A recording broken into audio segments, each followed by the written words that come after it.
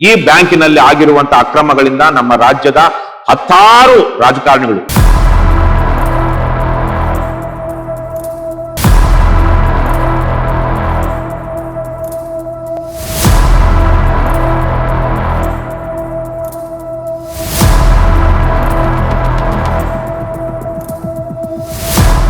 Apex bank ಏನಿದೆ ಅದಕ್ಕೆ ಕೊಡಬೇಕಾದಂತಹ ತೀರಿಸಬೇಕಾಗಿದ್ದ ಸಾಲವನ್ನ ಕೈ ಎತ್ತಿ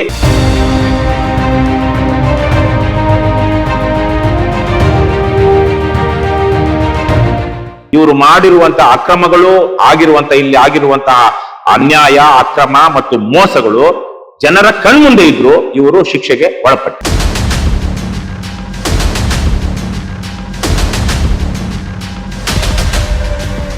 ಯಾರು ಸಾಲ ತೆಗೆದುಕೊಳ್ಳೋದಕ್ಕೆ ಅರ್ಹರಲ್ವೋ ಅವರಿಗೆ ಸಾವಿರಾರು ಕೋಟಿ ರೂಪಾಯಿಗಳ ಸಾಲವನ್ನ ಕೊಡಲಾಗಿದೆ. ಸಾಲ ಮರುಪಾವತಿ ಮಾಡುವಂತಹ ಅಭ್ಯಾಸ ಇಟ್ಕೊಂಡಿರೋರಲ್ಲ. ಇದೇ ಸಹಕಾರಿ ಬ್ಯಾಂಕ್ ಅಪೆಕ್ಸ್ ಬ್ಯಾಂಕು ಆ ಸಾಲವನ್ನ ರದ್ದು ಮಾಡುತ್ತೆ.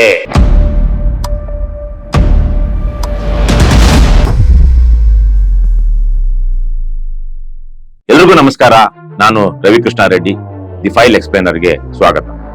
ಕರ್ನಾಟಕದ ಕನ್ನಡಿಗರ ಜನರ ತೆರಿಗೆಯ ಹಣದ ಮೇಲೆ ನಡೆಯುತ್ತಿರುವಂತಹ ಒಂದು ಬ್ಯಾಂಕಿನಲ್ಲಿ ಆಗಿರುವಂತಹ ಅಕ್ರಮಗಳು ಮತ್ತು ಅದರಿಂದ ಫಲಾನುಭವಿಗಳಾಗಿರುವಂತಹ ರಾಜಕಾರಣಿಗಳ ಕುರಿತಾಗಿ ಒಂದಷ್ಟು ವಿವರಣೆ ಇದೆ. ಮುಖ್ಯವಾಗಿ ಯಾವ ಬ್ಯಾಂಕು ಅಂದ್ರೆ ಅದು ಕರ್ನಾಟಕ ರಾಜ್ಯ ಸಹಕಾರಿ ಅಪೆಕ್ಸ್ ಬ್ಯಾಂಕ್. ಇದಕ್ಕೆ 110 ವರ್ಷಗಳ ಇತಿಹಾಸ ಇದೆ. 1915ರಲ್ಲಿ ಮೈಸೂರು ಸಂಸ್ಥಾನದ ಇದ್ದಂತಹ ಸಂದರ್ಭದಲ್ಲಿ ಸ್ಥಾಪನೆಯಾಗಿದ್ದಂತಹ ಬ್ಯಾಂಕ್. ಮುಖ್ಯವಾಗಿ ಸಹಕಾರಿ ಸಂಘಗಳಿಗೆ, ಸಹಕಾರಿ ಸಂಸ್ಥೆಗಳಿಗೆ ಕೃಷಿ ವಲಯಕ್ಕೆ ಆದ್ಯತೆ ಕೊಟ್ಟು ಸಾಲ ಕೊಟ್ಟು ಅವರಿಗೆ ಬೇಕಾದಂತ ಬಂಡವಾಳವನ್ನ ಒದಗಿಸಿ ಕೃಷಿ ಮತ್ತು ಸಹಕಾರ ಎರಡನ್ನೂ ಸಹಕಾರಿ ಸಂಸ್ಥೆಗಳನ್ನ ಒಟ್ಟು ಮಾಡಿ ಒಂದು ಒಳ್ಳೆಯ ಕೃಷಿ ಸಂಬಂಧಿತ ಚಟುವಟಿಕೆಗಳನ್ನ ಹೆಚ್ಚು ಮಾಡುವಂತ ನಿಟ್ಟಿನಲ್ಲಿ ಸ್ಥಾಪನೆ ಮಾಡಲಾದಂತಹ ಬ್ಯಾಂಕು. ಸರ್ಕಾರವೇ ದುಡ್ಡು ಹಾಕಿ ಸ್ಥಾಪನೆ ಮಾಡಿದಂತಹ ಬ್ಯಾಂಕ್ ಇದು. ಇವತ್ತು ಈ ಬ್ಯಾಂಕಿನಲ್ಲಿ ಆಗಿರುವಂತಹ ಅಕ್ರಮಗಳಿಂದ ನಮ್ಮ ರಾಜ್ಯದ 16 ರಾಜಕಾರಣಿಗಳು, ಬಹುಶಃ ಅದಕ್ಕಿಂತ ಹೆಚ್ಚು ರಾಜಕಾರಣಿಗಳು ಅಥವಾ ರಾಜಕೀಯ ವಂಶಗಳ ಕುಟುಂಬಸ್ಥರು ಇವತ್ತು ನೂರಾರು ಕೋಟಿ ರೂಪಾಯಿ ಆದಾಯ ಮಾಡಿಕೊಂಡಿದ್ದಾರೆ, ಸಾವಿರಾರು ಕೋಟಿ ಆಸ್ತಿ ಮಾಡಿದ್ದಾರೆ. ಮತ್ತು ಈ ಸಹಕಾರಿ ಅಪೆಕ್ಸ್ ಬ್ಯಾಂಕ್ ಏನಿದೆ ಅದಕ್ಕೆ ಕೊಡಬೇಕಾದಂತಹ ತೀರಿಸಬೇಕಾಗಿದ್ದ ಸಾಲವನ್ನ ಕೈ ಎತ್ತಿ ರಾಜ್ಯದ ಜನರಿಗೆ ಮೋಸ ಮಾಡಿದ್ದಾರೆ. ಇದು ನಾನು ಹೇಳ್ತಾ ಇರುವಂತದ್ದಲ್ಲ, ಇದು ದಾಖಲೆಗಳಲ್ಲಿ ಸಹಕಾರಿ ಬ್ಯಾಂಕಿನ ಏನು ಕರ್ನಾಟಕ ರಾಜ್ಯ ಸಹಕಾರಿ ಅಪೆಕ್ಸ್ ಬ್ಯಾಂಕಿನ ಸ್ಟ್ಯಾಟ್ಯೂಟರಿ ಆಡಿಟ್ ರಿಪೋರ್ಟ್ ಅಲ್ಲಿ ಇರುವಂತದ್ದು. ಬಹುಶಃ ನೀವು ಇತ್ತೀಚೆಗೆ ಬ್ಯಾಡ್ ಬಾಯ್ ಬಿಲಿಯನಿಯರ್ಸ್ ಅನ್ನುವಂತ ಒಂದು ನೆಟ್ಫ್ಲಿಕ್ಸ್ ಸೀರೀಸ್ ನ ನೋಡಿರಬಹುದು. ವಿಜಯ್ ಮಲ್ಯ, ನೀರವ್ ಮೋದಿ, ರಾಮಲಿಂಗರಾಜು, ಸಹಾರದ ಸುಬ್ರತ ರಾಯ್ ಇವರೆಲ್ಲ ಯಾವ ರೀತಿಯಲ್ಲಿ ಅಕ್ರಮಗಳನ್ನ ಮಾಡಿದ್ರು, ಬ್ಯಾಂಕ್ಗಳಿಗೆ ವಂಚಿಸಿದ್ರು, ಸುಳ್ಳು ದಾಖಲೆಗಳನ್ನ ಸೃಷ್ಟಿಸಿದ್ರು, ಬ್ಯಾಂಕ್ಗಳಿಗೆ ಕೊಡಬೇಕಾದಂತಹ ಏನು ದಾಖಲೆಗಳನ್ನ ಕೊಡದೆ ಅಥವಾ ಹೈಪಾಥಿಕೇಟ್ ಮಾಡಬೇಕಾಗಿರುವಂತದ್ದನ್ನು ತೋರಿಸದೆ ಸರ್ಕಾರಿ ಅಧಿಕಾರಿಗಳನ್ನ, ಬ್ಯಾಂಕ್ ಅಧಿಕಾರಿಗಳನ್ನ ಬುಟ್ಟಿಗೆ ಹಾಕೊಂಡು ಇಡೀ ವ್ಯವಸ್ಥೆಯನ್ನ ದುರ್ಬಳಕೆ ಮಾಡಿಕೊಂಡು ಯಾವ ರೀತಿ ಸಾವಿರಾರು ಕೋಟಿ ರೂಪಾಯಿಗಳನ್ನ ವಂಚಿಸಿದ್ರು ಅಂತ ಹೇಳಿ ಅದರಲ್ಲಿ ಬಹಳ ವಿಸ್ತಾರವಾಗಿ ಬಹಳ ಪ್ರಸಿದ್ಧವಾದಂತಹ ಡಾಕ್ಯುಮೆಂಟರಿ. ಅದೇ ರೀತಿಯಲ್ಲೇ ಕರ್ನಾಟಕದಲ್ಲೂ ಹಲವು ಜನ ಮಾಡಿದ್ದಾರೆ. ಆದರೆ ಅವ್ರ್ಯಾರು ಜೈಲಿಗೆ ಹೋಗಿಲ್ಲ, ದೇಶಾಂತರ ಹೋಗಿಲ್ಲ. ಯಾಕೆಂದ್ರೆ ಆ 4 ಜನ, ವಿಜಯ್ ಮಲ್ಯ ಇರಬಹುದು, ಸುಬ್ರತ ರಾಯ್ ಇರಬಹುದು, ರಾಮಲಿಂಗರಾಜು, ನೀರವ್ ಮೋದಿ, ಇವ್ರ್ಯಾರು ರಾಜಕಾರಣಿಗಳಲ್ಲ ಅಥವಾ ರಾಜಕೀಯದಲ್ಲಿ ಪ್ರವರ್ಧಮಾನಕ್ಕೆ ಬಂದವರಲ್ಲ. ವಿಜಯ್ ಮಲ್ಯ ಕರ್ನಾಟಕದವರೇ ಆಗಿದ್ರು, ಅವ್ರು ಎಂಪಿನೂ ಆಗಿದ್ರು. ಆದ್ರೆ ರಾಜಕೀಯವಾಗಿ ವಿಜಯ್ ಮಲ್ಯ ದೊಡ್ಡ ರಾಜಕಾರಣಿ ಆಗಲಿಲ್ಲ. ಆದ್ರೆ ಅವ್ರಿಗೂ ಇವ್ರಿಗೂ ಇರುವಂತದ್ದೇನು ಅಂದ್ರೆ ಆಗ್ಲೇ ನಾನು ಹೇಳಿದಂಗೆ ಅವರು ರಾಜಕಾರಣಿಗಳಲ್ಲ, ಇವರು ರಾಜಕಾರಣಿ. ಹಾಗಾಗಿಯೇ ಇವರು ಮಾಡಿರುವಂತಹ ಅಕ್ರಮಗಳು ಇಲ್ಲಿ ಆಗಿರುವಂತಹ ಅನ್ಯಾಯ ಅಕ್ರಮ ಮತ್ತು ಮೋಸಗಳು ಜನರ ಕಣ್ಮುಂದೆ ಇದ್ರು ಇವರು ಶಿಕ್ಷೆಗೆ ಒಳಪಟ್ಟಿಲ್ಲ. ಈ ವಿಚಾರವಾಗಿ ಯಾರು ಮೊದಲಿಗೆ ಈ ಕರ್ನಾಟಕ ರಾಜ್ಯ ಸಹಕಾರಿ ಅಪೆಕ್ಸ್ ಬ್ಯಾಂಕ್ ನಲ್ಲಿ 110 ವರ್ಷಗಳ ಇತಿಹಾಸ ಇರುವಂತಹ ಈ ಬ್ಯಾಂಕಿನಲ್ಲಿ ಸಾವಿರಾರು ಕೋಟಿ ರೂಪಾಯಿಗಳ ಅಕ್ರಮ ನಡೆದಿದೆ. ಅದರಲ್ಲೂ ಅನರ್ಹರಿಗೆ ಯಾರು ಸಾಲ ತೆಗೆದುಕೊಳ್ಳೋದಕ್ಕೆ ಅರ್ಹರಲ್ವೋ ಅವರಿಗೆ ಸಾವಿರಾರು ಕೋಟಿ ರೂಪಾಯಿಗಳ ಸಾಲವನ್ನ ಕೊಡಲಾಗಿದೆ. ಮತ್ತು ಅವರು ಸಾಲ ಮರುಪಾವತಿ ಮಾಡುವಂತಹ ಅಭ್ಯಾಸ ಇಟ್ಕೊಂಡಿರೋರಲ್ಲ. ಅವರು ಅದು NPA ಆದ ಮೇಲೆ ಇದೇ ಸಹಕಾರಿ ಬ್ಯಾಂಕ್ ಅಪೆಕ್ಸ್ ಬ್ಯಾಂಕು ಆ ಸಾಲವನ್ನ ರದ್ದು ಮಾಡುತ್ತೆ. ಅಂತ ಯಾರು ಹೇಳಿದ್ದು? ಮೊದಲಿಗೆ ಹೇಳಿದ್ದು 2019ರಲ್ಲಿ ಇದೇ ಸಹಕಾರಿ ಅಪೆಕ್ಸ್ ಬ್ಯಾಂಕ್ ನಲ್ಲಿ ಕೆಲಸ ಮಾಡ್ತಿರುವಂತಹ ನೌಕರರು, ಅಧಿಕಾರಿ. ಅವರು employees union and officers association of Karnataka state cooperative bank limited, cooperative apex bank limited, ಇವರು 4/2/2019 ಒಂದು ಪತ್ರ ಬರೀತಾರೆ. ಆವತ್ತು ಆ ಅಪೆಕ್ಸ್ ಬ್ಯಾಂಕ್ ನ ಅಧ್ಯಕ್ಷರಾಗಿದ್ದವರು, ಚೇರ್ಮನ್ ಆಗಿದ್ದಂತವರು KN ರಾಜಣ್ಣ. ಆವತ್ತು ಆ ಬ್ಯಾಂಕಿನ CEO ಆಗಿದ್ದಂತವರು ದೇವರಾಜ್. ಅಂತಹ ಸಂದರ್ಭದಲ್ಲಿ ಸರಿಯಾಗಿ ಎಷ್ಟು ವರ್ಷ ಆಯ್ತು? ಈಗ 7 ವರ್ಷಗಳ ಹಿಂದೆ 4/2/2019 ಇವರು ಪತ್ರ ಬರೀತಾರೆ. ಯಾರಿಗೆ ಬರೀತಾರೆ? ರಿಸರ್ವ್ ಬ್ಯಾಂಕ್ ಆಫ್ ಇಂಡಿಯಾಗೆ ಬರೀತಾರೆ, ನಬಾರ್ಡ್ ಬರೀತಾರೆ ಮತ್ತು ದೇಶದ ಅರ್ಥ ಸಚಿವರಿಗೂ ಬರೀತಾರೆ. ಅದರಲ್ಲಿ ಬಹಳ ಸ್ಪಷ್ಟವಾಗಿ ಅವರು ಹೇಳ್ತಾರೆ, 2,000 ಕೋಟಿ ರೂಪಾಯಿಗಿಂತಲೂ ಹೆಚ್ಚಿನ ಹಣವನ್ನು ಸೂಕ್ತ ದಾಖಲೆಗಳಿಲ್ಲದೆ ಸಕ್ಕರೆ ಕಾರ್ಖಾನೆಗಳಿಗೆ ನೀಡಲಾಗಿದೆ. ಈ ಸಕ್ಕರೆ ಕಾರ್ಖಾನೆಗಳನ್ನ ನಡೆಸ್ತಿರುವಂತವರು MLAಗಳು, ಶಾಸಕರು, ಪ್ರಭಾವಿ ರಾಜಕಾರಣಿಗಳು. ಇವರು ಸಾಲ ಮರುಪಾವತಿ ಮಾಡೋದಿಲ್ಲ. ಆ ಕಾರಣದಿಂದಾಗಿ ಸಾಲ ತದನಂತರದಲ್ಲಿ ಅದು ಏನಂತಾರೆ, ಡೆಟ್ ಅಸೆಟ್ ಆಗುತ್ತೆ, NPA ಆಗುತ್ತೆ. ಆವಾಗ ಬ್ಯಾಂಕಿನವರು, ಈ ಚೇರ್ಮನ್, CEO ಇವರೆಲ್ಲ ಸೇರ್ಕೊಂಡು ಅದನ್ನ ಆ ಸಾಲದ ಮೊತ್ತವನ್ನ ಮತ್ತು ಬಡ್ಡಿಯನ್ನು ಕಡಿಮೆ ಮಾಡಿ OTS ಅನ್ನುವಂತ ಒಂದು ಸ್ಕೀಮ್ ಅಡಿಯಲ್ಲಿ ಇಡೀ ಸಾಲವನ್ನೇ ವಜಾ ಮಾಡ್ತಾರೆ. ಹಾಗಾಗಿ ಇದರಲ್ಲಿ ಪಾಲುದಾರರಾಗಿರುವಂತವ್ರು, ವಿಶೇಷವಾಗಿ ಈ ತರ ಸಾಲ ಕೊಡ್ತಿರುವಂತವ್ರು ಮತ್ತೆ ಇಂತಹ ಅಕ್ರಮದಲ್ಲಿ ಅಕ್ರಮವನ್ನು ನಡೆಸ್ತಿರೋರು ಯಾರು ಅಂದ್ರೆ ರಾಜಣ್ಣ, ಆವತ್ತಿನ ಮಾಜಿ ಚೇರ್ಮನ್, CEO ದೇವರಾಜ್ ಮತ್ತು ಚೀಫ್ ಜನರಲ್ ಮ್ಯಾನೇಜರ್ ಜಂಗಮಪ್ಪ ಅನ್ನುವಂತವ್ರು ಅಂತ ಹೇಳಿ ಅವರು ಪತ್ರ ಬರೀತಾರೆ.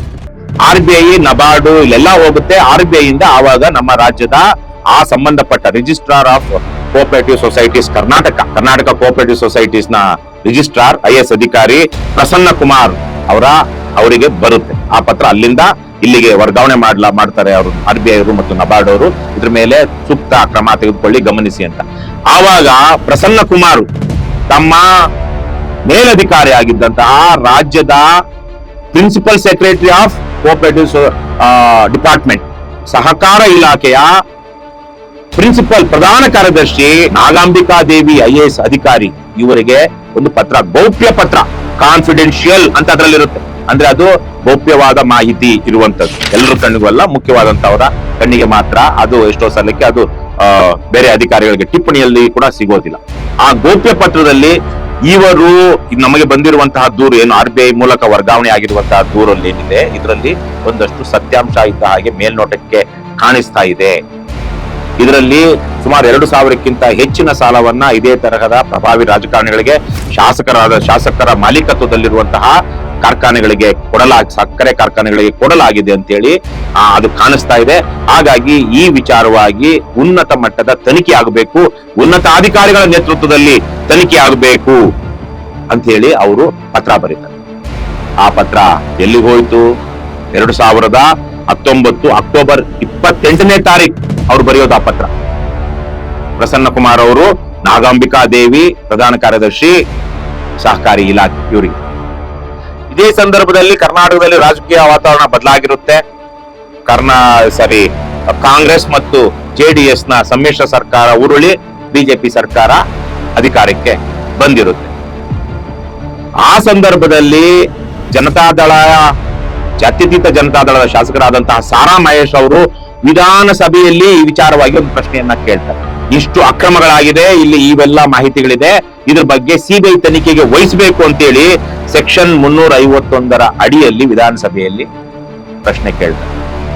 ಆದ್ರೆ ಆ ಹೊತ್ತಿಗೆ ಸಹಕಾರ ಸಚಿವರಾಗಿದ್ದವರು ಯಾರು? ಮಾಜಿ ಕಾಂಗ್ರೆಸ್ ಶಾಸಕರಾಗಿದ್ದಂತಹ, ಆಪರೇಷನ್ ಕಮಲದ ಮೂಲಕ ಬಿಜೆಪಿಗೆ ಬಂದಂತಹ ST ಸೋಮಶೇಖರ್. ಹೀಗೆ 2,000 ಕೋಟಿ ರೂಪಾಯಿಗಿಂತ ಹೆಚ್ಚಿನ ಹಣವನ್ನ ಅರ್ಹರಲ್ಲದವರಿಗೆ ಕೊಟ್ಟು ದೊಡ್ಡ ಹಗರಣ ಆಗಿದೆ ಅಂತ ಹೇಳಿ Prasanna Kumar, registrar of cooperative societies, ರಾಜ್ಯ ಸರ್ಕಾರದ ಉನ್ನತಾಧಿಕಾರಿ, ಅವರು ಪ್ರಧಾನ ಕಾರ್ಯದರ್ಶಿ ಸಹಕಾರಿ ಇಲಾಖೆಯವರಿಗೆ ಪತ್ರ ಬರೆದಾದ್ಮೇಲೆ ಏನಾಗುತ್ತೆ? ಅಷ್ಟೊತ್ತಿಗೆ ಕರ್ನಾಟಕದಲ್ಲಿ ಕಾಂಗ್ರೆಸ್ ಮತ್ತು JDS ಸರ್ಕಾರ ಹೋಗಿ ಬಿಜೆಪಿ ಸರ್ಕಾರ ಬಂದಿರುತ್ತೆ. ಆ ಸಂದರ್ಭದಲ್ಲಿ ಸಾರಾ ಮಹೇಶ್, JDS ನ ಶಾಸಕರು, ಅವರು ಸದನದಲ್ಲಿ ಸಹಕಾರ ಸಚಿವರಿಗೆ ಒಂದು ಪ್ರಶ್ನೆಯನ್ನ ಕೇಳ್ತಾರೆ. ಅದರಲ್ಲಿ ಸೆಕ್ಷನ್ 351 ಅಡಿಯಲ್ಲಿ ಒಂದು ಪ್ರಶ್ನೆ ಕೇಳ್ತಾರೆ. ಅದರಲ್ಲಿ ಅಪೆಕ್ಸ್ ಬ್ಯಾಂಕಿನಲ್ಲಿ ನಡೆದಿರುವ ಕೋಟ್ಯಾಂತರ ರೂಪಾಯಿಗಳ ಅವ್ಯವಹಾರಗಳಲ್ಲಿ ಸಹಕಾರ ಇಲಾಖಾಧಿಕಾರಿಗಳು ಶಾಮೀಲಾಗಿ ಪ್ರಕರಣವನ್ನು ಮುಚ್ಚಿ ಹಾಕುವ ಹುನ್ನಾರ ನಡೆಸುತ್ತಿರುತ್ತಾರೆ. ಆದುದರಿಂದ ಸಾರ್ವಜನಿಕರ ಹಿತದೃಷ್ಟಿಯಿಂದ ಅಪೆಕ್ಸ್ ಬ್ಯಾಂಕ್ನಲ್ಲಿ ನಡೆದಿರುವ ಕೋಟ್ಯಾಂತರ ರೂಪಾಯಿಗಳ ಅವ್ಯವಹಾರಗಳ ಸಂಬಂಧ ಈವರೆಗೂ ನಡೆದಿರುವ ಎಲ್ಲಾ ವಿದ್ಯಮಾನಗಳ ಬಗ್ಗೆ ಸಿಬಿಐ ಮುಖೇನ ಸಮಗ್ರವಾಗಿ ತನಿಖೆಯನ್ನು ನಡೆಸಿ ತಪ್ಪಿತಸ್ಥರ ವಿರುದ್ಧ ಕಾನೂನು ರೀತ್ಯ ಶಿಸ್ತು ಕ್ರಮ ಜರುಗಿಸುವ ವಿಷಯದ ಬಗ್ಗೆ ಮಾನ್ಯ ಸಹಕಾರ ಸಚಿವರ ಪ್ರಸ್ತಾಪಿಸ ಬಯಸುತ್ತೇನೆ ಅಂತೇಳಿ ಅವರು ಪ್ರಶ್ನೆ 351 ಅಡಿಯಲ್ಲಿ ಕೇಳಿದ್ದಾರೆ. ಆವತ್ತು ಸಹಕಾರ ಸಚಿವರಾಗಿದ್ದವರು ಯಾರು? ಆವತ್ತು ಸಹಕಾರ ಸಚಿವರಾಗಿದ್ದಂತವರು ಹಿಂದೆ ಕಾಂಗ್ರೆಸ್ ಪಕ್ಷದಲ್ಲಿದ್ದು ಆಪರೇಷನ್ ಕಮಲ ಆಗೋದ್ರ ಮೂಲಕ ಬಿಜೆಪಿಗೆ ಬಂದು ಮತ್ತೆ ಶಾಸಕರಾಗಿ ಆಯ್ಕೆಯಾಗಿ ಸಚಿವರಾದಂತಹ ಎಸ್.ಟಿ. ಸೋಮಶೇಖರ್ ಅವರು ಈ ಪ್ರಶ್ನೆಗೆ ಏನು ಉತ್ತರ ಕೊಡ್ತಾರೆ? ಅದು ಬಹಳ ಗಂಭೀರವಾದದ್ದು. ಅವ್ರು ಕೊಡುವಂತಹ ಉತ್ತರ ಇಡೀ ಅಕ್ರಮವನ್ನೇ ಮುಚ್ಚಿ ಹಾಕುವಂತದ್ದು. ಆ ಪ್ರಶ್ನೆಗೆ ಸಹಕಾರ ಸಚಿವ ಸೋಮಶೇಖರ್ ಅವರು ಉತ್ತರ ಕೊಡೋದ್ರಲ್ಲಿ ಒಂದು ಲೈನ್ ಇದೆ ನೋಡಿ. ಪರಿಶೀಲನಾ ತಂಡವು ಅಪೆಕ್ಸ್ ಬ್ಯಾಂಕಿಗೆ ಭೇಟಿ ನೀಡಿ ದೂರು ಅರ್ಜಿಯಲ್ಲಿನ ಅಂಶಗಳನ್ನು ಪರಿಶೀಲಿಸಿ ದೂರು ಅರ್ಜಿಗಳಲ್ಲಿನ ಕೆಲವೊಂದು ಅಂಶಗಳು ಸಾಬೀತಾಗಿದ್ದು ಹೆಚ್ಚಿನ ತನಿಖೆ ಅವಶ್ಯವಿರುವುದರಿಂದ ಸಹಕಾರ ಸಂಸ್ಥೆಗಳ ಕಾಯ್ದೆ 1959 ಕಲಂ 64ರ ವಿಚಾರಣೆ 65 ಪರಿವೀಕ್ಷಣೆ ಅಥವಾ ಉನ್ನತ ಸಂಸ್ಥೆಯ ತನಿಖೆ ಅಗತ್ಯವೆಂದು ಅಭಿಪ್ರಾಯಪಟ್ಟು ನಿಬಂಧಕರಿಗೆ ವರದಿ ಸಲ್ಲಿಸಿರುತ್ತಾರೆ ಅಂತ ಹೇಳ್ತಾರೆ. ಏನು ಇಲ್ಲೇನೋ ಒಂದಷ್ಟು ಅಕ್ರಮಗಳಾಗಿದೆ, ಮೇಲ್ನೋಟಕ್ಕೆ ಕಾಣ್ ಬರ್ತಾ ಇದೆ. ಇದಕ್ಕೆ ನಿಬಂಧಕರು ಏನು ರಿಜಿಸ್ಟರ್ ಆಫ್ ಕೋಆಪರೇಟಿವ್ ಸೊಸೈಟಿ ಅವರಿಗೆ ವರದಿ ಕೊಟ್ಟಿರುವಂತಹ ಅಧಿಕಾರಿಗಳು ಇಲ್ಲಿ ಉನ್ನತ ಸಂಸ್ಥೆಯ ತನಿಖೆ ಅಗತ್ಯ ಅಂತ ಹೇಳಿ ಸರ್ಕಾರಿ ಅಧಿಕಾರಿಗಳು ಹೇಳಿದ್ದಾರೆ ಅಂತ ಹೇಳ್ತಾನೆ. ಅದನ್ನೇ ಅವರು ಲಿಖಿತವಾಗಿ ಹೇಳ್ತಾ ಮುಂದಿನ ಸೆಂಟೆನ್ಸ್ ಹೇಗೆ ಅಕ್ರಮಗಳನ್ನ ಅವ್ಯವಹಾರಗಳನ್ನ ಮುಚ್ಚಿ ಹಾಕ್ತಾರೆ ಅನ್ನೋದಕ್ಕೆ. ಅಪೆಕ್ಸ್ ಬ್ಯಾಂಕಿನಲ್ಲಿ ನಡೆದಿರುವ ಅವ್ಯವಹಾರದ ಬಗ್ಗೆ ಸಹಕಾರ ಸಂಘಗಳ ಕಾಯ್ದೆ 1959ರ ಕಲಂ 64ರಡಿ ವಿಚಾರಣೆ ಮತ್ತು ಕಲಂ 68ರಡಿ ನಿರ್ದೇಶನ ಹೊರಡಿಸಿ ನಿಯಮಾನುಸಾರ ಎಲ್ಲ ಅಗತ್ಯ ಕ್ರಮಗಳನ್ನು ಕೈಗೊಳ್ಳಲಾಗುತ್ತಿರುವುದರಿಂದ ಪ್ರಕರಣದ ಸಂಬಂಧ ಸಿಬಿಐ ತನಿಖೆಗೆ ಒಳಪಡಿಸುವ ಅಗತ್ಯತೆ ಕಂಡು ಬರುವುದಿಲ್ಲ. ಇಲ್ಲಿ ಏನು ವಿಚಾರಣೆ ನಡೀತಾ ಇದೆ, ಅಕ್ರಮಗಳಲ್ಲಿ ಯಾರು ಪಾಲುದಾರರಾಗಿದ್ದಾರೆ ಅವ್ರನ್ನೆಲ್ಲ ಬಚಾವ್ ಮಾಡೋದಿಕ್ಕೆ ಇಲ್ಲಿ ಸಿಬಿಐ ತನಿಖೆ ಇಲ್ಲದೆ ನಮ್ಮ ಅಧೀನದಲ್ಲಿರುವಂತಹ ಅಧಿಕಾರಿಗಳ ಕೈಯಲ್ಲೇ ನಾವು ಇದನ್ನ ತನಿಖೆ ಮಾಡಿಸಿ ಈ ಪ್ರಕರಣವನ್ನ ಮುಚ್ಚಿ ಹಾಕಬಹುದು ಅನ್ನುವಂಥದನ್ನ ಅವರು ಹಾಗೆ ಹೇಳಿದ್ರೆ ಈ ರೀತಿಯಲ್ಲಿ ಹೇಳಿ ಹೆಚ್ಚಿನ ತನಿಖೆ ಅಗತ್ಯವಿಲ್ಲ ಅಂತ ಇವರು ಸಿಬಿಐ ತನಿಖೆಯನ್ನ ನಿರಾಕರಿಸ್ತಾರೆ. ಈ ಉತ್ತರ ಕೊಟ್ಟು ಎಷ್ಟು ವರ್ಷ ಆಯ್ತು? ಈ ಉತ್ತರವನ್ನ ನಾವು ನಮ್ಮ ಸರ್ಕಾರದ ಉನ್ನತಾಧಿಕಾರಿಗಳಿಂದಲೇ ತನಿಖೆ ಮಾಡಿಸ್ತೀವಿ, ಸಿಬಿಐ ತನಿಖೆ ಅಗತ್ಯವಿಲ್ಲ ಅಂತ ಹೇಳಿದ್ದು 2022 ಫೆಬ್ರವರಿಯಲ್ಲಿ. ಅಲ್ಲಿಂದ ಈಚೆಗೆ ಸುಮಾರು 3-4 ವರ್ಷ ಆಯ್ತು. ಹೋಗ್ಲಿ, ತನಿಖೆ ಆಯ್ತಾ? ಅಕ್ರಮಗಳನ್ನು ಮಾಡಿರೋದು ಸಾಬೀತಾಯ್ತಾ ಅಥವಾ ಅಕ್ರಮಗಳೇ ಆಗಿಲ್ಲ ಅನ್ನೋದಾದ್ರೂ ಸಾಬೀತಾಯ್ತಾ? ಸಾಲವನ್ನ ಅರ್ಹರಲ್ಲಿ ಕೊಟ್ಟಿದ್ದು ಆ ಸಾಲ ದಂಡವಾಗಿ ಇವತ್ತು ಆ ಸಾಲ ತೆಗೆದುಕೊಂಡಿರೋರು ಕೈ ಎತ್ತಿದ್ರೆ ಅವರ ಮೇಲೆ ಏನಾದ್ರು ಕ್ರಮ ಆಗಿದೆಯಾ? ಸರ್ಕಾರಕ್ಕೆ ಆಗಿರುವಂತಹ ನಷ್ಟವನ್ನ ತುಂಬಲಾಗಿದೆಯಾ? ಇಲ್ಲಿ ತನಕ ಯಾವುದೇ ರೀತಿಯ ಪ್ರಗತಿ ಆಗಿಲ್ಲ. ಯಾಕೆಂದ್ರೆ ಇದರ ಬಗ್ಗೆ RTI ಅಡಿಯಲ್ಲಿ ಮಾಹಿತಿ ಕೇಳಿದ್ರೆ ಈಗಲೂ ಅದು ಪರಿಶೀಲನೆಯಲ್ಲಿದೆ ಅನ್ನುವಂತಹ ಸಿದ್ಧ ಉತ್ತರವನ್ನ ಸಹಕಾರ ಇಲಾಖೆ ಅಧಿಕಾರಿಗಳು ಕೊಡ್ತಾನೆ ಬರ್ತಾ ಇದ್ದಾರೆ. ಅಂದ್ರೆ 6-7 ವರ್ಷಗಳಿಂದ ನಡೀತಾ ಇರುವಂತಹ ಅಕ್ರಮ ಮತ್ತೆ 6-7 ವರ್ಷಗಳ ಹಿಂದೆಲೇ ವರದಿಯಾಗಿದ್ದಂತಹ ಅಕ್ರಮ ಇವತ್ತಿನ ತನಕ ಯಾವ ರೀತಿಯಲ್ಲೂ ತನಿಖೆಗೆ ಒಳಪಟ್ಟಿಲ್ಲ ಮತ್ತು ಅಕ್ರಮ ಮಾಡಿದವರು ಎಲ್ಲರೂ ಸಹ ಇಲ್ಲಿಯ ತನಕ ಆರಾಮಾಗಿ ಬಚಾವಾಗಿದ್ದಾರೆ. ಈ ಕರ್ನಾಟಕ ರಾಜ್ಯ ಸಹಕಾರ ಅಪೆಕ್ಸ್ ಬ್ಯಾಂಕ್ನ ಅವ್ಯವಹಾರಗಳು ಇತ್ತೀಚಿನದಲ್ಲ. ಇದಕ್ಕೆ 15-20 ವರ್ಷಗಳ ಇತಿಹಾಸವಿದೆ. ಮಂಜುನಾಥ್ ಗೌಡ ಅನ್ನುವಂಥವರು ಅಪೆಕ್ಸ್ ಬ್ಯಾಂಕಿನ ಅಧ್ಯಕ್ಷರಾಗಿದ್ದಾಗ ಅವರು ಚಿನ್ನದ ಬದಲಿಗೆ ಬೆಳ್ಳಿಗೆ ಚಿನ್ನದ ಲೇಪನವನ್ನ ಮಾಡಿ ಚಿನ್ನದ ಗಟ್ಟಿಗಳು ಅಂತ ಹೇಳಿ ಅಡ ಇಟ್ಟು ಸಾಲ ಪಡೆದ್ರು ಅಂತ ದೊಡ್ಡ ಮಟ್ಟದ ಆರೋಪ ಬಂದಿತ್ತು. ಅದು ಚಾರ್ಜ್ ಶೀಟ್ ಆಗಿದೆ. ಇವತ್ತಿನ ತನಕ ಏನೂ ಆಗಿಲ್ಲ. ಅವರು ಆವತ್ತಿನ ಕಾಲಕ್ಕೆ ಮಂಜುನಾಥ್ ಗೌಡರು ಆಡಳಿತಾರೂಢ ಪಕ್ಷದ ಜೊತೆಗೆ ಚೆನ್ನಾಗಿದ್ದಾರೆ. ಹಿಂದೆ ಅವರು JDS ಅಲ್ಲಿದ್ರು, ಈಗ ಕಾಂಗ್ರೆಸ್ ನಲ್ಲಿದ್ದಾರೆ. ಅದೇ ರೀತಿಲೇ ಇವತ್ತು ಕಾಂಗ್ರೆಸ್ ನಲ್ಲಿದ್ದು ಕಳೆದ 1 ವರ್ಷದ ಹಿಂದೆ ವೋಟ್ ಚೋರಿ ಬಗ್ಗೆ ನಮ್ಮ ಹೈಕಮಾಂಡ್ ವಿರುದ್ಧವಾಗಿ ಮಾತನಾಡಿದಂತ KN ರಾಜಣ್ಣ ಅವರು ತದನಂತರ ಮಂತ್ರಿ ಪದವಿಯನ್ನ ಕಳೆದುಕೊಂಡ್ರು. ಆದ್ರೆ ಇವತ್ತು ಅವರು ಡೈರೆಕ್ಟರ್ ಆಗಿದ್ದಾರೆ. ಮತ್ತೆ ಅದಕ್ಕೆ ಚೇರ್ಮನ್ ಆಗುವ ಕಡೆಗೂ ಸಹ ಮತ್ತೆ ಇನ್ನೊಂದು ಸಲ ಚೇರ್ಮನ್ ಆಗುವ ಕಡೆಗೂ ಹೋಗ್ತಾ ಇದ್ದಾರೆ. ಅವರು ಇಲ್ಲಿ ತನಕ ಸುಮಾರು 10-15 ವರ್ಷಗಳಿಂದ 2 ಅವಧಿಗೆ ಅವರು ಚೇರ್ಮನ್ ಆಗಿದ್ದಾರೆ. ಅವರ ಅವಧಿಯಲ್ಲಿ ನಡೆದಿರುವಂತಹ ಅವ್ಯವಹಾರಗಳ ಬಗ್ಗೆ ಈ ತನಿಖೆ ಬಗ್ಗೆ ಸಿಬಿಐ ತನಿಖೆ ಆಗಬೇಕು ಅನ್ನುವಂತ ಪತ್ರ ವ್ಯವಹಾರಗಳು ನಡೆದಿರೋದು. ಹಾಗಾಗಿ ಇದು ಆ ಪಕ್ಷ ಈ ಪಕ್ಷ ಅಂತಿಲ್ಲ. ಕಾಂಗ್ರೆಸ್ ಪಕ್ಷದ ಮುಖಂಡರ ಮೇಲೆ ಆರೋಪ ಬಂದಾಗ ಬಿಜೆಪಿ ಸರ್ಕಾರ ಅಧಿಕಾರದಲ್ಲಿ, ಬಿಜೆಪಿ ಸರ್ಕಾರದವರು ಯಾವುದೇ ರೀತಿಯ ಕ್ರಮವನ್ನಾಗ್ಲಿ ತನಿಖೆಯನ್ನಾಗ್ಲಿ ಮಾಡಲಿಲ್ಲ, ತಗೊಳ್ಳಿಲ್ಲ.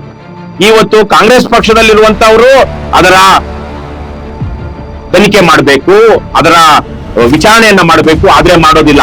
ಆದ್ರೆ ಇವತ್ತಿನ ಅಪೆಕ್ಸ್ ಬ್ಯಾಂಕ್ ನ ಅಧ್ಯಕ್ಷರನ್ನು ನೋಡಿದಾಗ ಅವರು ಮಾಜಿ ಬಿಜೆಪಿ ಶಾಸಕರು, ಕಡೂರಿನ ಮಾಜಿ MLA ಬೆಳ್ಳಿ ಪ್ರಕಾಶ್ ಇವತ್ತಿನ ಕರ್ನಾಟಕ ರಾಜ್ಯ ಸಹಕಾರ ಅಪೆಕ್ಸ್ ಬ್ಯಾಂಕ್ ನ ಅಧ್ಯಕ್ಷರು. ಹಾಗಾಗಿ ಇದು ಆ ಪಕ್ಷ ಈ ಪಕ್ಷ ಅಂತಿಲ್ಲ. ಇಲ್ಲಿ ಇನ್ನೊಂದು ನಾವು ಗಮನಿಸಬೇಕಾಗಿದ್ದು, ಆಗಿದ್ದಲ್ಲಿ ಯಾರೆಲ್ಲ ಇದರಿಂದ ಫಲಾನುಭವಿಗಳಾದ್ರು, ಯಾರಿಗೆಲ್ಲ ಅರ್ಹರಲ್ಲದವರಿಗೆ ಸಾಲವನ್ನ ಕೊಡಲಾಗಿತ್ತು, ಸಾಲಕ್ಕೆ ಯಾವ ರೀತಿ ಅಡಮಾನಗಳನ್ನ ಇಟ್ಕೊಳ್ಳಲಾಗಿತ್ತು, ಆ ಸಾಲವನ್ನ ತೀರಿಸದೇ ಇದ್ದಾಗ ಯಾವ ರೀತಿಯ ಕ್ರಮ ಕೈಗೊಳ್ಳಲಾಗಿತ್ತು, ಇವೆಲ್ಲವನ್ನು ನೋಡಿದಾಗ ನಾವು ಈ ಮೂರೂ ಪಕ್ಷಗಳು, ಕರ್ನಾಟಕದಲ್ಲಿರುವಂತಹ ಬಿಜೆಪಿ, ಕಾಂಗ್ರೆಸ್, JDS ಪಕ್ಷಗಳ ರಾಜಕಾರಣಿಗಳು ಮತ್ತು ಅವರ ಒಡೆತನದಲ್ಲಿರುವಂತಹ ಸಹಕಾರ ಸಕ್ಕರೆ ಕಾರ್ಖಾನೆಗಳನ್ನ ನಾವು ನೋಡ್ತೀವಿ. ಇವತ್ತು ದೊಡ್ಡ ದೊಡ್ಡ ಸಹಕಾರ ಸಕ್ಕರೆ ಕಾರ್ಖಾನೆಗಳ ಹೆಸರಿನಲ್ಲಿ, ಅದು ಸಹಕಾರ ಸಕ್ಕರೆ ಕಾರ್ಖಾನೆಗಳಂದ್ರೆ ಜನರು ಷೇರುದಾರರಾಗಿ ಸ್ಥಾಪನೆ ಮಾಡಿರುವಂತಹ ಸಹಕಾರಿ ಸಂಘ ಸಂಸ್ಥೆ ನಡೆಸುವಂತಹ ಸಕ್ಕರೆ ಕಾರ್ಖಾನೆ. ಆದರೆ ಇವತ್ತದು ಸಹಕಾರಿ ಸಕ್ಕರೆ ಕಾರ್ಖಾನೆ ಹೆಸರಿನಲ್ಲಿ ಸಾಹುಕಾರರ ಕೈಯಲ್ಲಿದೆ. ಅದು ಜಾರಕಿಹೊಳಿ ಅವರು ಇರಬಹುದು, ಹಿಂದೆ ಸಾರಾ ಮಹೇಶ್ ಅವರು ಹೇಳಿದಾಗ ರಮೇಶ್ ಜಾರಕಿಹೊಳಿ ಅವರ ಮತ್ತು ಲಕ್ಷ್ಮೀ ಹೆಬ್ಬಾಳ್ಕರ್ ಅವರ ಸಕ್ಕರೆ ಕಾರ್ಖಾನೆಗಳ ಮೇಲೆ ಆರೋಪ ಬಂದಿತ್ತು. ಆದ್ರೆ ಅದೇ ರೀತಿ ನಾವು ನೋಡಿದಾಗ ಬಿಜೆಪಿ ಅವರ ಯಾರಿದ್ದಾರೆ ಅಂತ ನೋಡಿದಾಗ ನಿರಾಣಿಯವರ ಸಹಕಾರಿ ಸಕ್ಕರೆ ಕಾರ್ಖಾನೆಗೂ ಸಹ ಇಲ್ಲಿ ಸಾಲವನ್ನ ಕೊಡಲಾಗಿತ್ತು. ಅದೇ ರೀತಿ ಕಾಂಗ್ರೆಸ್ಸಿನ ಬಹಳ ಹಿರಿಯ ರಾಜಕಾರಣಿ, ಉತ್ತರ ಕರ್ನಾಟಕದ ಪ್ರಭಾವಿ ರಾಜಕಾರಣಿ SR ಪಾಟೀಲ್ ಅವರ ಮಾಲೀಕತ್ವದ ಬೀಳಗಿ ಶುಗರ್ ಸಕ್ಕರೆ ಕಾರ್ಖಾನೆಗೂ ಸಹ ಸಾಲವನ್ನ ಕೊಡಲಾಗಿದೆ ಕಾನೂನು ಬಾಹಿರವಾಗಿ. ಎಲ್ಲವನ್ನು ನಾನು ಏನ್ ಹೇಳ್ತಾ ಇದ್ದೀನಿ, ಇದು ನಾನು ಹೇಳ್ತಿರುವಂತದ್ದಲ್ಲ, ಇದು ಇದೇ ಅಪೆಕ್ಸ್ ಬ್ಯಾಂಕಿನ ಸ್ಟ್ಯಾಟ್ಯೂಟರಿ ಆಡಿಟ್ ರಿಪೋರ್ಟ್ ಅಲ್ಲಿ ಇರುವಂತಹದ್ದು. ಹಾಗಾಗಿ ಈಗ ನಾವು ಆ ಆಡಿಟ್ ರಿಪೋರ್ಟ್ ಇಟ್ಕೊಂಡು ಯಾರಿಗೆಲ್ಲ ಎಷ್ಟು ಕಾನೂನು ಬಾಹಿರವಾಗಿ ಸಾಲವನ್ನ ಕೊಡಲಾಗಿದೆ, ಸಾಲ ಕೊಟ್ಟಾಗ ಅವರಿಂದ ಯಾವೆಲ್ಲ ರೀತಿಯ ದಾಖಲೆಗಳನ್ನ ತೆಗೆದುಕೊಳ್ಬೇಕಾಗಿತ್ತು ಮತ್ತು ಪರಿಶೀಲಿಸಬೇಕಾಗಿತ್ತು, ಇವೆಲ್ಲವುಗಳನ್ನು ಸಹ ಆ ಆಡಿಟ್ ರಿಪೋರ್ಟ್ ಇಟ್ಕೊಂಡೆ ನಾವು ನೋಡೋಣ. ಈಗಾಗಲೇ ಹೇಳಿದಂತೆ 110 ವರ್ಷಗಳ ಇತಿಹಾಸವಿರುವಂತಹ ಈ ಬ್ಯಾಂಕು ಕೃಷಿ ಸಂಬಂಧಿತ ಚಟುವಟಿಕೆಗಳಿಗೆ, ಕೃಷಿ ಸಹಕಾರ ಸಂಸ್ಥೆಗಳಿಗೆ, ವ್ಯವಸಾಯ ಸಹಕಾರಿ ಸಂಘಗಳಿಗೆ ಸಾಲ ಕೊಡೋದಿಕ್ಕೆ ಮತ್ತು ಕೃಷಿ ಚಟುವಟಿಕೆಯನ್ನ ಉತ್ತೇಜಿಸೋದಿಕ್ಕೆ ಇರುವಂತಹ ಬ್ಯಾಂಕ್. ಆದ್ರೆ ಇವರು ಸಾಲವನ್ನ ಯಾರಿಗೆಲ್ಲ ಕೊಡ್ತಾ ಇದ್ದಾರೆ ಮತ್ತು ಯಾವೆಲ್ಲ ರೀತಿಯಲ್ಲಿ ಕೊಡ್ತಾ ಇದ್ದಾರೆ ಮತ್ತು ಕೊಟ್ಟಿರುವಂತಹ ಸಾಲವನ್ನ ಹೇಗೆ ವಸೂಲು ಮಾಡ್ತಾ ಇದ್ದಾರೆ, ಇಲ್ಲೊಂದು ಉದಾಹರಣೆ ಇದೆ. Anantam Griham developers private limited, Anantam Griham developers private limited ಇದೊಂದು ರಿಯಲ್ ಎಸ್ಟೇಟ್ ಕಂಪನಿ. ಈ ಕಂಪನಿಯ ನಿರ್ದೇಶಕ ಒಬ್ಬರಿದ್ದಾರೆ, ಅವರ ಹೆಸರು ರವೀಂದ್ರ ರಾಜಣ್ಣ. ಯಾರು ಈ ರವೀಂದ್ರ ರಾಜಣ್ಣ? ಈ ಹಿಂದೆ ಅಪೆಕ್ಸ್ ಬ್ಯಾಂಕಿನ ಅಧ್ಯಕ್ಷರಾಗಿದ್ದಂತಹ ಹಾಲಿ ನಿರ್ದೇಶಕರು ಆಗಿರುವಂತಹ KN ರಾಜಣ್ಣ ಅವರ ಮಗ. ಅವರಿಗೆ ಅವರು KN ರಾಜಣ್ಣ ಅವರ ಮಗ ಡೈರೆಕ್ಟರ್ ಆಗಿರುವಂತಹ ಅನಂತಂ ಗೃಹಂ ಡೆವಲಪರ್ಸ್ ಪ್ರೈವೇಟ್ ಲಿಮಿಟೆಡ್ಗೆ ಯಾವ ರೀತಿ ಸಾಲ ಕೊಡಲಾಗುತ್ತೆ ಅಂತ ನೋಡಿದಾಗ ನಾವು 2021ರಲ್ಲಿ ಒಂದು ಸಾಲವನ್ನ ಕೊಟ್ಟಿದ್ದಾರೆ. ಆವತ್ತಿಗೆ ಈ ಅನಂತಂ ಗೃಹಂ ಪ್ರೈವೇಟ್ ಲಿಮಿಟೆಡ್ 16 ಕೋಟಿ ರೂಪಾಯಿಗಳ ಹೊರಬಾಕಿ ಔಟ್ಸ್ಟ್ಯಾಂಡಿಂಗ್ ಲೋನ್ ಇಟ್ಕೊಂಡಿರುತ್ತೆ, ಯಾವುದು ಅಪೆಕ್ಸ್ ಬ್ಯಾಂಕ್ ಜೊತೆಗೆ. ಆದ್ರೆ ಆ ಸಂದರ್ಭದಲ್ಲಿ 17.78 ಕೋಟಿ ರೂಪಾಯಿಗಳ ಸಾಲವನ್ನ ಟರ್ಮ್ ಲೋನ್ ಆಗಿ ಕೊಡ್ತಾರೆ. ಅದರಲ್ಲಿ ಅವಲೋಕನಗಳು ಅಂತ ಹೇಳಿ ಇದನ್ನು ಒಂದಷ್ಟು ಅವರು ಈ ಆಡಿಟ್ ರಿಪೋರ್ಟ್ ಅಲ್ಲಿ ಅವರು ಒಂದಷ್ಟು ಅಬ್ಸರ್ವೇಷನ್ಸ್ ಏನಿದೆ, ಸದರಿ ಸಾಲ ಖಾತೆಯು ಜುಲೈ 1, 2024ರಂದು ಅನುತ್ಪಾದಕ ಆಸ್ತಿಯಾಗಿ ಪರಿಗಣಿಸಲ್ಪಟ್ಟಿರುತ್ತದೆ. ಸದರಿ ಖಾತೆಯು ಸುಸ್ತಿ ಬಾಕಿಯಾದ ನಂತರ ಮತ್ತು ಅನುತ್ಪಾದಕ ಆಸ್ತಿಯಾಗಿ ಪರಿಗಣಿಸಿದ ನಂತರ ನವೀಕರಿಸಲಾಗಿದೆ. ಅಂದ್ರೆ ಅದು ಡಿಫಾಲ್ಟ್ ಆದ್ಮೇಲೆ, ಅದು NP ಅಂತ ಆದ್ಮೇಲೆ ಅದನ್ನ ನವೀಕರಿಸಲಾಗಿದೆ ಅಂತ ಹೇಳ್ತಾರೆ. ಅಂದ್ರೆ ಯಾವ ರೀತಿಯಲ್ಲಿ ಇವರು ಸಾಲವನ್ನ ಅನುತ್ಪಾದಕ ಆಸ್ತಿ ಅಂತ ಮಾಡೋದಿಕ್ಕೆ ಮಾಡ್ತಾರೆ ಗೊತ್ತಿದ್ದು ಕೊಡ್ತಾರೆ ಅಂತ ನಾವು ನೋಡಿದಾಗ, ಇನ್ನೊಂದು ಕಡೆ ಇದೆ, ಅದು 40 ಕೋಟಿ ರೂಪಾಯಿಗಳ ಸಾಲವನ್ನ ಯೋಜನಾ ದುಡಿಯುವ ಬಂಡವಾಳ ಸಾಲ ಖಾತೆ ಅಂತ ಅದಕ್ಕೆ ಕೊಡ್ತಾರೆ. ಅದು ಯಾವಾಗ ವರ್ಷವೂ ಆಗಿಲ್ಲ, 2025 ಮಾರ್ಚ್ 21ರಂದು. ಅದರಲ್ಲಿ ಅಬ್ಸರ್ವೇಷನ್ ಆಡಿಟ್ ಏನ್ ಮಾಡಿದ್ದಾರೆ, ಮಂಜೂರಾತಿ ಪತ್ರಕ್ಕೆ ಸಂಬಂಧಿಸಿದಂತೆ ಸಾಲಗಾರ ಸಂಸ್ಥೆ ಆಡಳಿತ ಮಂಡಳಿ ಠರಾವು ಕಡತದಲ್ಲಿ ಲಭ್ಯವಿದೆ. ಆದರೆ ಸದರಿ ಸಭೆಗೆ ಹಾಜರಾದ ಸದಸ್ಯರ ಹಾಜರಾತಿ ಪಟ್ಟಿ ಇರುವುದಿಲ್ಲ. ಸಾಲಗಾರ ಸಂಸ್ಥೆಗೆ ಮತ್ತು ಅದರ ನಿರ್ದೇಶಕರಿಗೆ ಸಂಬಂಧಪಟ್ಟಂತೆ 2024-25 ಅಸೆಸ್ಮೆಂಟ್ ವರ್ಷದ ನಿವ್ವಳ ಸಂಪತ್ತು ಪ್ರಮಾಣ ಪತ್ರಗಳನ್ನು ಮತ್ತು ಆದಾಯ ತೆರಿಗೆ ರಿಟರ್ನ್ಸ್ ಪಡೆದಿರುವುದಿಲ್ಲ.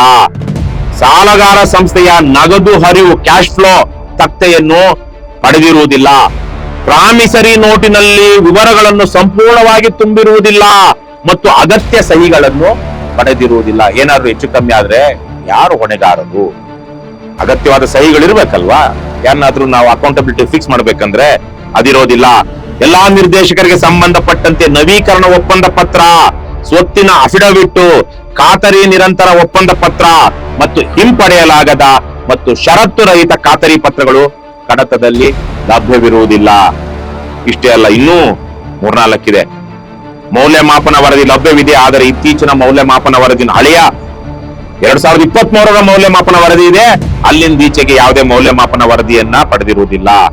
ಸಾಲಕ್ಕೆ ಭದ್ರತೆಯಾಗಿ ಅಡಮಾನ ಮಾಡಿದ ಸ್ವತ್ತುಗಳಿಗೆ ಸಂಬಂಧಿಸಿದಂತೆ 24-25ನೇ ಸಾಲಿನ ಇತ್ತೀಚಿನ ತೆರಿಗೆ ಪಾವತಿ ರಸೀತಿಗಳನ್ನು ಪಡೆದಿರುವುದಿಲ್ಲ. ಅಂದ್ರೆ ಯಾವುದನ್ನ ಹೈಪಾಥಿಕೇಟ್ ಮಾಡಿದ್ದಾರೋ, ಅಡ ಇಟ್ಟಿದ್ದಾರೋ, ಆ ಅಡ ಇಟ್ಟಿರುವಂತಹ ಆಸ್ತಿಗಳಿಗೆ ಇವರು ತೆರಿಗೆ ಪಾವತಿಸಿದಾರೋ ಇಲ್ವೋ, ಆ ಆಸ್ತಿ ಇದೆಯೋ ಇಲ್ವೋ, ಇವ್ಯಾವು ಗೊತ್ತಿಲ್ಲ.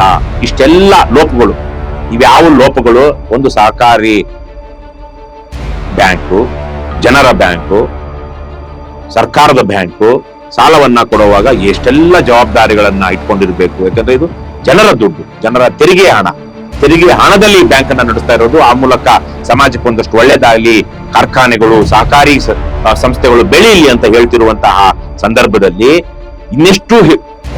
ಇನ್ನೆಷ್ಟು ಜವಾಬ್ದಾರಿಯಿಂದ ನಮ್ಮ ಅಧಿಕಾರಿಗಳು ನಡ್ಕೊಳ್ಬೇಕಾಗಿತ್ತು, ನಡ್ಕೊಂಡಿಲ್ಲ.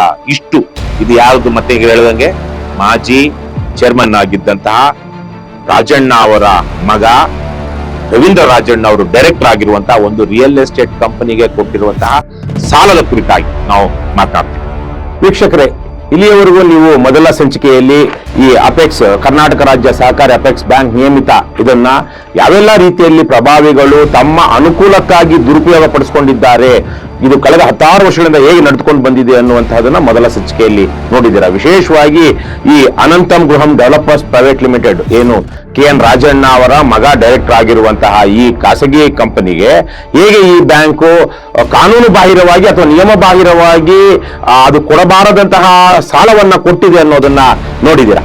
ಇನ್ನು ಮುಂದಿನ ಸಂಚಿಕೆಯಲ್ಲಿ ಕರ್ನಾಟಕದ ಅತ್ಯಂತ ಬಹಳ ದೊಡ್ಡ ಪ್ರಭಾವಿ ರಾಜಕಾರಣಿಗಳು ಅವರ ಒಡೆತನದಲ್ಲಿರುವಂತಹ ಸಕ್ಕರೆ ಕಾರ್ಖಾನೆಗಳಿಗೆ ಹೇಗೆ ಈ ಕರ್ನಾಟಕ ರಾಜ್ಯ ಸಹಕಾರಿ ಅಪೆಕ್ಸ್ ಬ್ಯಾಂಕ್ ನಿಯಮಿತದಿಂದ ಲೋನ್ಗಳನ್ನ ಪಡೆದುಕೊಂಡಿದ್ದಾರೆ, ಕಾನೂನು ಬಾಹಿರವಾಗಿ ಪಡೆದುಕೊಂಡಿದ್ದಾರೆ, ಕೊಡೋದಿಕ್ಕೆ ಆ ಬ್ಯಾಂಕ್ಗೆ ಅಲ್ಲಿ ಅವಕಾಶಗಳೇ ಇಲ್ಲದೆ ಇದ್ರು ಆ ಸಾಲವನ್ನ ಪಡೆಯೋದಿಕ್ಕೆ ಈ ಸಕ್ಕರೆ ಕಾರ್ಖಾನೆಗಳಿಗೆ, ಸಹಕಾರಿ ಅಲ್ಲ ಖಾಸಗಿ ಸಕ್ಕರೆ ಕಾರ್ಖಾನೆಗಳಿಗೆ ನಿಯಮಗಳಲ್ಲಿ ಅವಕಾಶಗಳಿಲ್ಲದೆ ಇದ್ರು ಹೇಗೆ ನಿಯಮ ಬಾಹಿರವಾಗಿ ಅವರು 100 ಕೋಟಿ ರೂಪಾಯಿ ಸಾಲವನ್ನ ಅಕ್ರಮವಾಗಿ ಪಡೆದಿದ್ದಾರೆ ಅನ್ನೋದನ್ನ ಮುಂದಿನ ಸಂಚಿಕೆಯಲ್ಲಿ ವಿವರವಾಗಿ ನೋಡೋಣ.